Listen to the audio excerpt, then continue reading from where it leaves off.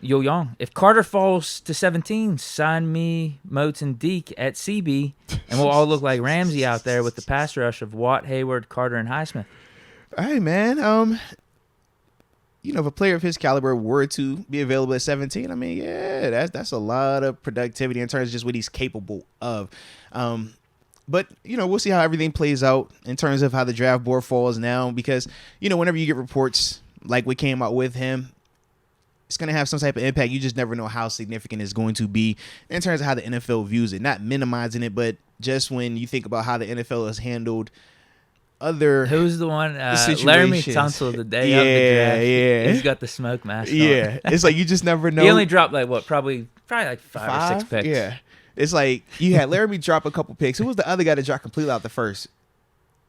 I don't know. Because Vontez, I remember when he dropped, and he ended up getting not drafted at all. Dropped to undrafted. Yeah, but he it was supposed somebody, to be a top 5 pick. But it was going in somebody that year. else too.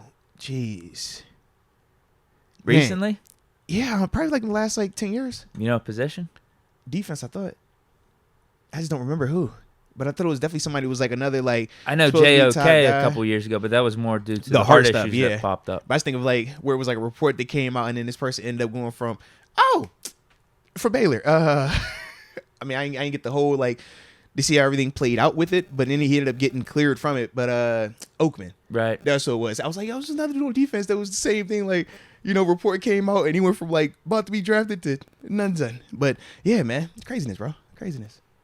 Yeah. So who knows what happens with the Jalen Carter scenario? Yeah, but yeah, if he were to fall to 17, I mean, of course, that's dude we talking about is going to potentially be the #1 overall pick prior to some of the reports that came out today. So yeah, and it's one of those things where because of the nature of what they're charging him with, it's touch and go, so to speak. In terms of NFL, I think a ton of it too has to do with the result. Of what happened. Because what he's charged with technically isn't necessarily bad, but when you think about the other side of it, that's the part where the consequences of it, that's the part where it makes it real. Just how do these teams proceed with this?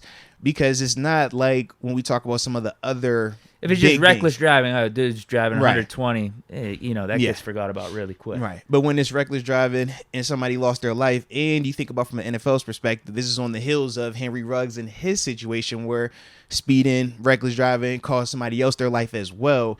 Like I said, you just don't know how the NFL is going to look at it in terms of, okay, instead of me taking him at 1, would I have him drop around? You know what I mean? You just don't know how teams are going to view it because of the nature of it. But when you compare it to some of the other things that the NFL has had to handle, whether it's sexual assault allegations, whether it's domestic violence, whether it's firearms, whether it's narcotics and things like that, this typically has not stemmed or have not had the same type of impact or has got Roger Goodell in the NFL to have the same type of punishment placed on these type of things. So like I said, we'll see with it, man. But yeah, he's a talented player though. Super talented, man.